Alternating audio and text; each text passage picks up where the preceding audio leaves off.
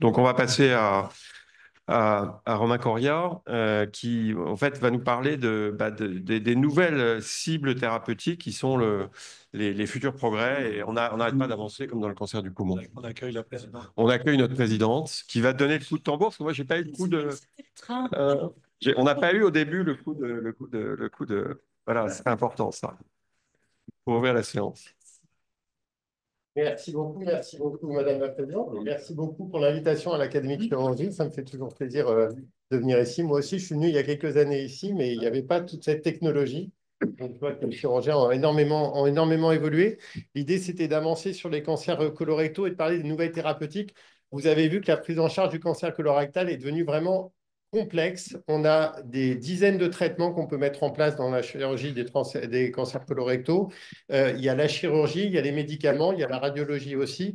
On va avoir de nouveaux traitements qui vont aussi être développés. Donc, il y a vraiment tout un panel qui est important. Je pense que le maître mot à retenir, c'est qu'on est vraiment dans une collaboration médico-chirurgicale et radiologue et que c'est l'intérêt de discuter de ces patients en RCP parce que à tout moment, on peut avoir des options qu'il faut discuter vraiment au cas par cas. Donc là, je vais me focaliser. Je pense qu'on n'a pas beaucoup de temps de parler de Sequoia et de séquençage génomique, mais ce que disait Thierry André tout à l'heure est aussi primordial. La qualité des prélèvements va être très importante pour nous pour pouvoir analyser le matériel de façon qualitative et identifier des mutations. Si on n'a pas un bon matériel, on ne peut pas proposer certains traitements aux patients. Donc, cette collaboration, elle est aussi primordiale. Résumer ce que vient de vous dire en 20 minutes, Jean-Baptiste Bachet, c'est vraiment ça, c'est-à-dire que depuis 30 ans, on a cessé d'améliorer notre prise en charge du cancer colorectal avec une espérance de vie qui n'a cessé d'augmenter chez des patients qui ont un cancer du côlon et du rectum métastatique. La chirurgie des métastases a été un vrai atout majeur dans cette situation, mais aussi l'ajout de ces différents médicaments et notamment des thérapies ciblées. Et maintenant, pour passer dans une autre dimension et vraiment atteindre des 40-45 mois de médiane de survie, on est obligé de passer à des NGS, à des thérapies ciblées, et donc de démembrer les cancers du côlon et du rectum avec une entité un peu particulière. Jean-Baptiste, c'est une évidence pour maintenant tout oncologue digestif, mais on ne peut plus parler de cancer colorectal en disant j'ai pris en charge un cancer colorectal métastatique. Il y a les cancers colorectaux métastatiques qui sont KRAS mutés, qui sont KRAS sauvages, qui sont NRAS mutés, NRAS sauvages, BRAF mutés, BRAF sauvages.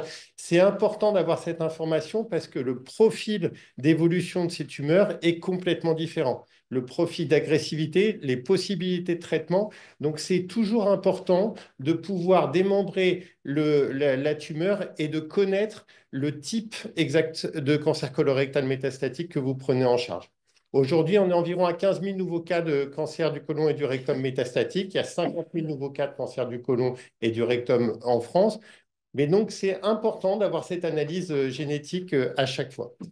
On était, et c'est actuellement les recommandations d'ESMO sont à ce niveau-là. Ce que vous a présenté en bas à droite Jean-Baptiste, c'est-à-dire qu'on a les cancers du côlon et du rectum qui sont KRAS mutés, les cancers RAS sauvages, les cancers BRAF mutés qui représentent une petite partie.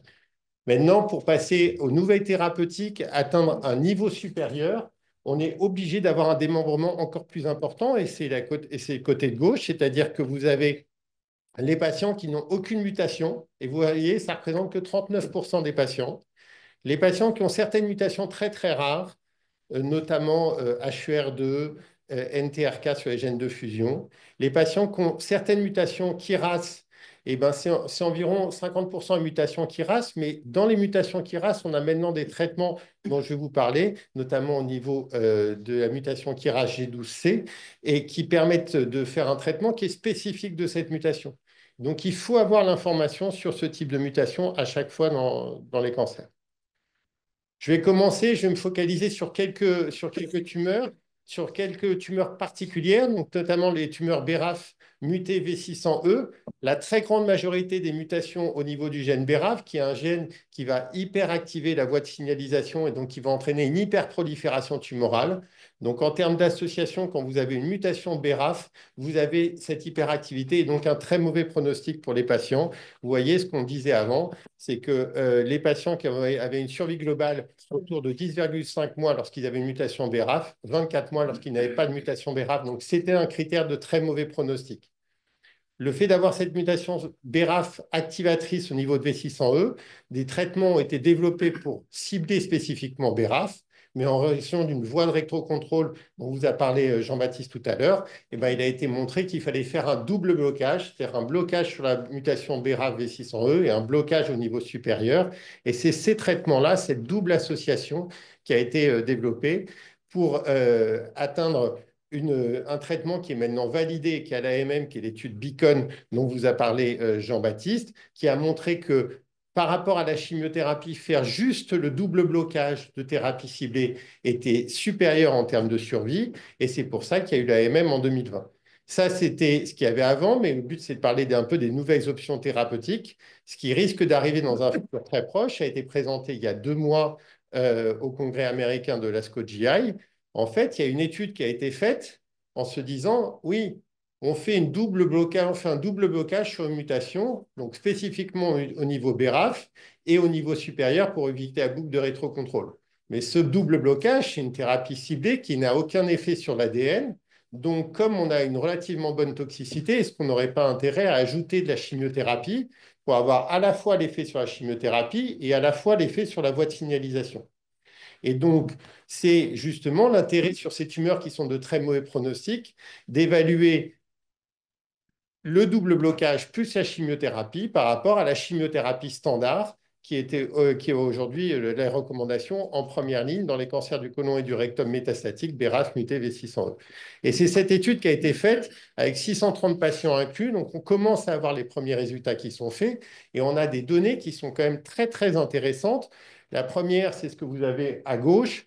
En termes de taux de réponse, c'est des choses qu'on ne voyait pas du tout dans ces tumeurs qui étaient BRAF mutées. On est à 61% de taux de réponse, donc des maladies qui sont vraiment contrôlées alors que normalement elles sont de plus mauvais pronostics, par rapport à 40% avec de la chimiothérapie seule dans cette situation. Et le plus impressionnant, c'est ça, c'est-à-dire quand on regarde l'étude en survie globale, alors ça c'est une analyse intermédiaire, on a un intérêt à ajouter la chimiothérapie plus le double blocage dès le début de la prise en charge des patients, avec un petit p qui est largement significatif, un odds ratio, c'est-à-dire un intérêt pour les patients qui est vraiment majeur. Et vous voyez qu'à 12 mois, alors que je vous disais tout à l'heure que la survie globale de ces patients-là était autour de 10 mois, à 12 mois, on a 79% des patients qui restent en vie avec cette stratégie-là. Donc ces nouvelles thérapeutiques-là ont vraiment un impact majeur, d'où l'importance d'avoir cette information dès le début de la prise en charge des patients. Ça, c'était pour les BRAF mutés V600E. Pour le statut HER2, donc là, on est sur une minorité qui représente 4% des patients. Donc, c'est très important d'avoir cette information une fois de plus. Ce n'est pas facile de l'avoir parce que ça nécessite un coût d'analyse en plus. Ça peut nécessiter de l'immunohistochimie et les anapathes trouvent qu'on leur demande beaucoup d'immunohistochimie à faire en permanence. Mais ça peut avoir un vrai impact chez les patients. Donc là, c'est 4% des patients. Donc, la protéine, c'est une protéine transmembranaire et il existe, ça a été largement développé dans les cancers du sein, des anticorps anti-HER2, plus ou moins spécifiques et plus ou moins puissants. Donc, que ce soit le trastuzumab qui est largement utilisé et maintenant le trastuzumab deruxtecan qui est plus fort en termes de fixation ou le zanidatamab. Et donc, on a ces nouvelles options qui peuvent être envisagées. Alors là, on est quand même chez des patients qui représentent une minorité, qui sont surtout envisagées lorsque les patients ont déjà été multitraités avec toutes les options thérapeutiques qui ont déjà été faites. Pourquoi je vous dis ça? Parce que chez les patients multitraités, on a maintenant plusieurs données de petite phase 2 ou de phase 1. Et vous voyez, chez des patients qui sont multitraités et qui ont une surexpression d'HER2, on a un taux de réponse qui est autour de 38% dans cette situation. Et là où ça semble également intéressant, c'est vous voyez la deuxième étude, l'étude Montener sur la deuxième colonne. On est avec un double blocage avec le tucatinib, qui est un inhibiteur de tyrosine kinase, et le trastuzumab, qui est en fait un anticorps monoclonal. Et donc, on reste dans cette situation de double blocage, un blocage au-dessus avec un anticorps monoclonal et un blocage en intracellulaire avec un inhibiteur de tyrosine kinase. Et ça semble être quand même un signal, donner des signaux très intéressants. Et vous voyez la dernière ligne, les médianes de survie globale sont quand même de 24 mois, ce qui est quand même non négligeable dans cette situation de patients multitraités. Et c'est pour ça que dans les recommandations européennes de l'ESMO, maintenant, il a été rajouté qu'il est intéressant d'avoir le statut et l'information sur le statut HER2 pour pouvoir envisager un traitement spécifique dans cette situation. Je passe à une troisième particularité des cancers colorectaux métastatiques, ceux qui ont une mutation spécifique, non pas de KRAS, mais de KRAS au niveau G12C, parce qu'en fait, il a été développé des anticorps spécifiques de KRAS, de la mutation KRAS G12C, notamment le sotorasib. Et là, on est dans le même concept. L'intérêt d'un blocage spécifique est pour éviter la boucle de rétrocontrôle, mettre un anticorps monoclonal au-dessus avec le panitumumab, qui est un anti-EGF récepteur, donc qui est en extracellulaire. Dans cette étude, vous voyez, c'est une étude de phase 3 faite, alors certes avec une cinquantaine de patients, mais c'est une minorité de patients qui sont très intéressants. Et vous voyez, en termes de survie sans progression, il y a par rapport à la chimiothérapie, qui est vraiment la courbe du bas, et ben, dans le groupe sotorasib plus panitumumab sans chimiothérapie, a un bénéfice en termes de survie sans progression. Donc, il y a un vrai intérêt de cette association. Ensuite, en raison probablement de multiples crossovers, il n'y a eu pas de bénéfice en survie globale dans cette étude, mais en tout cas, on a l'impression qu'il y a un signal qui est intéressant et que ça pourrait vraiment être une option thérapeutique qu'il faudra envisager dans le futur. Je vais passer très rapidement parce que ça mérite et je pense que c'est très important. Vous allez voir l'enthousiasme de Thierry André. Avec la Keynote 177, il y avait vraiment un signal très fort pour dire que dans les cancers colorectaux métastatiques, MSI, PMR, les vrais, ceux qui sont confirmés avec une analyse fiable, il y a un intérêt à mettre de l'immunothérapie et pas de chimiothérapie. Le pembrolizumab est aujourd'hui standard en première ligne dans cette situation. Et il y a eu des études qui ont été présentées par Thierry André, donc je laisserai les aborder, versus chimiothérapie et versus immunothérapie ou double immunothérapie. Et vous voyez le message important, juste pour faire du teasing sur sa présentation, la chimiothérapie, c'est la courbe du bas. Il ne faut pas envisager de chimiothérapie chez ces patients-là. Il faut vraiment envisager d'autres options. Je finirai avec une autre nouvelle option thérapeutique, une autre possibilité chez ces patients. Et c'est là où il faut de la congélation, une analyse particulière, parce que c'est des analyses qui nécessitent un tissu soit congelé, mais en tout cas de très bonne qualité pour rechercher des protéines de fusion NTRK. Et cette fusion-là, elle permet de mettre un traitement qui est le larotrectinib, qui va cibler NTRK. Et vous voyez, ce problème, ce sont des telles raretés. Donc, on est à 0,3-0,5% des cancers colorectaux. Et ce sont des telles raretés que les études sont des études qu'on appelle des études basket qui ont été faites, c'est-à-dire que tous les patients qui ont la mutation, quel que soit leur type de cancer, peuvent être inclus dans l'étude. Et c'est pour ça que vous avez à droite, en fait, un peu tous les patients, des cholangiocarcinomes, des tumeurs de l'appendice, des tumeurs du pancréas. Et vous voyez en vert à droite, je vous l'ai mis comme ça parce que ça permet quand même de montrer qu'il y a un signal relativement fort. Bah, ce sont les cancers du côlon et du rectum métastatiques. Donc, on a vraiment l'impression qu'il y a un signal qui est fort lorsque les patients ont une mutation au niveau des gènes de fusion TRK. Donc, c'est très important d'avoir cette information aussi. Donc, vous voyez qu'on est sur une analyse de plus en plus précise de la tumeur et on ne peut plus considérer que les cancers colorectaux, on peut les traiter de façon groupée de la même façon pour tout le monde. Quand on regarde les études, on a quand même chez les patients qui sont des patients multitraités avec le larotrectinib, on a quand même un taux de survie à 1 an en survie globale chez des patients déjà multitraités en échappement de toute chimiothérapie qui est de 69%. Donc, c'est quand même non négligeable dans cette situation. Donc, si je dois conclure, en fait, il faut retenir les messages qui sont vraiment primordiaux. La qualité du matériel que l'on reçoit pour qu'il puisse être analysé.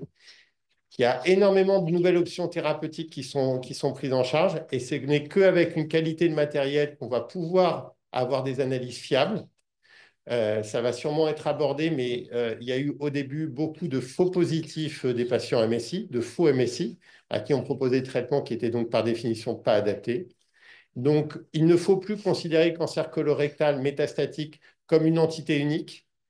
Il y a de multiples cancers colorectaux et il faut les décomposer entre ceux qui sont KRAS mutés non G12C, ceux qui sont KRAS mutés G12C, ceux qui sont BRAF mutés, ceux qui sont MSI, ceux qui sont HER2, ceux qui sont avec une fusion d'NTRK, parce que c'est qu'en ayant cette information complexe qu'on pourra avoir une vision globale sur toutes les options thérapeutiques qu'on peut proposer aux patients.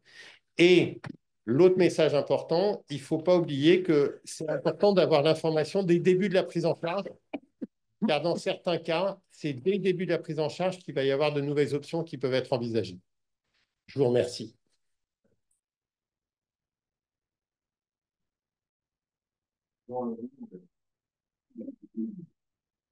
Donc là, c'est vrai que on est très en retard par rapport au cancer du poumon, mais finalement avec des meilleurs résultats d'une façon globale. Et on voit que chaque année, il y a une nouvelle cible qui apparaît, un nouveau traitement qui apparaît. Et donc, il y a beaucoup, beaucoup d'espoir là-dedans. Tu peux peut-être nous dire quand même un mot de Sequoia, parce que c'est important pour les chirurgiens. Sequoia, ça nécessite, c'est en fait c'est une analyse génomique qui est faite pour toute la France entière avec une organisation qui est faite sur tissu frais ou tissu congelé. Et cette analyse, elle permet d'avoir toutes les informations sur le profil de la tumeur. Au départ, c'était très restrictif aux patients très jeunes, en échappant de toute ligne thérapeutique. Et maintenant, c'est beaucoup plus ouvert. Donc, c'est une option thérapeutique qu'il faut avoir et ça nous permet d'avoir un dépistage relativement global des patients. Donc en fait, tu dis Sequoia, mais dans le sud, c'est une autre. Il y a deux, je sais plus quel est le nom de l'eau de celle qui est dans la deuxième partie de la France, mais il y a deux programmes en fait, c'est utile chez des patients, surtout qui sont races mutées, qui sont races sauvages, pardon. On trouve des choses chez les patients qui sont races sauvages. Donc c'est important chez les patients qui, voilà, quand ils sont qui races mutées, on retrouve rarement des choses intéressantes. Mais quand ils sont races sauvages, on trouve parfois des choses et on trouve notamment les fusions NTRK qui sont également plus fréquentes chez les patients MSI. Donc, c'est pas de bol parce on a parfois des patients qui cumulent plusieurs cibles intéressantes. Mais vraiment, quand vous avez alors, c'est vrai que c'est tous les âges, mais c'est d'autant plus intéressant que c'est un patient jeune, qu'il est en échec et qu'il est race sauvage, de faire ce programme d'exome parce que de temps en temps, on trouve des choses extraordinaires. On peut trouver une fusion NTRK, on peut trouver un MSI qui est passé à la trappe par les techniques avec une erreur de diagnostic ou une absence de diagnostic MSI parce qu'il y avait une fusion. Moi, j'ai des patients qui ont été rattrapés comme ça.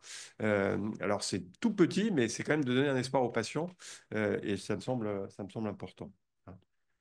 Est-ce que vous avez d'autres questions? Est-ce que vous pouvez nous dire un petit mot sur les... Merci. Est-ce que vous pouvez nous dire un tout petit mot sur les protéines de fusion? Sur les protéines de fusion, en fait, il y a énormément de mutations. Le cancer du côlon et du rectum, c'est un cancer qui mute énormément. Et on n'a pas parlé, avant de parler des protéines de fusion, mais on n'a pas parlé du profil évolutif naturel. C'est-à-dire des patients qui sont races sauvages et qui peuvent devenir races mutées au fil du temps parce que le profil génétique est sélectionné. Le principe, c'est qu'il y a il y a une protéine qui se casse et un gène qui va fusionner avec un autre et créer une autre protéine et qui va créer une autre mutation particulière et un autre profil, justement. Et ça va empêcher la correction de l'ADN, ça va favoriser un profil mutationnel particulier.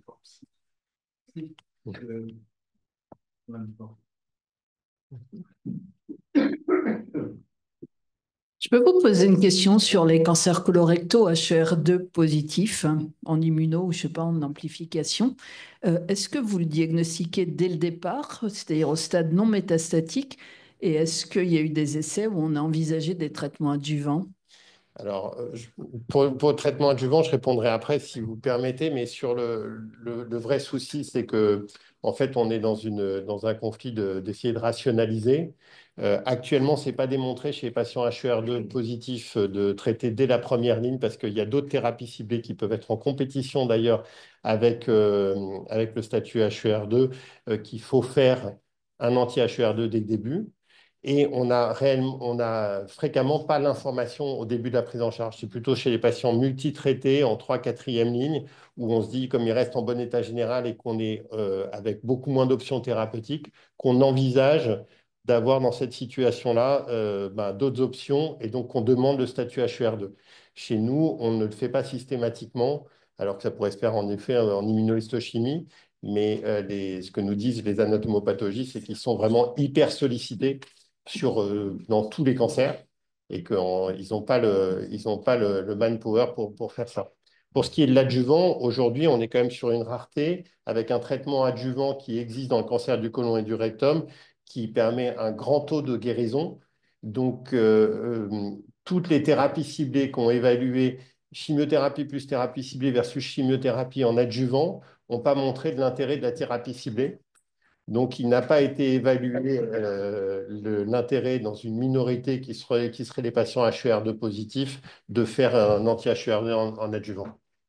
Je vois Claire Gallois qui a très envie de réagir. Simplement pour répondre à votre question, le HER2 chez les patients non métastatiques, il y a eu un magnifique, énorme travail de l'équipe de Pierre-Laurent Puig avec Claire Gallois qui a montré que la fréquence de la surexpression d'HER2 quand des patients n'étaient pas métastatiques était de 1%.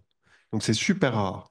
Et c'est plus fréquent dans le cancer colorectal métastatique. Moi, je ne suis pas sûr que ce soit 4%, parce qu'en fait, c'est moins que ça, parce qu'on a quand même beaucoup de mal à les trouver. Et l'autre chose, c'est qu'il y a, voilà, il y a des développements d'essais en situation néoadjuvante pour les patients HER2 qui est piloté par Claire et par l'HEGP qui est pour tester. Alors, on ne sait pas si ça va marcher, on ne sait pas ce que ça va donner, mais c'est une piste qui est étudiée. Ouais, non, c'est un mécanisme de résistance. C'est un mécanisme de résistance aux anti-EGFR. Donc en fait, il y a peu au diagnostic, mais chez les RAS, BRAF, wild-type, traités par anticorps anti-EGFR, c'est un des mécanismes de résistance. Et donc on va avoir une surreprésentation en ligne avancée. Et donc le problème, c'est dans tous les essais de phase 2 là, c'est des gens qui avaient été rebiopsiés, etc., et qui ont été screenés pour les essais moléculaires.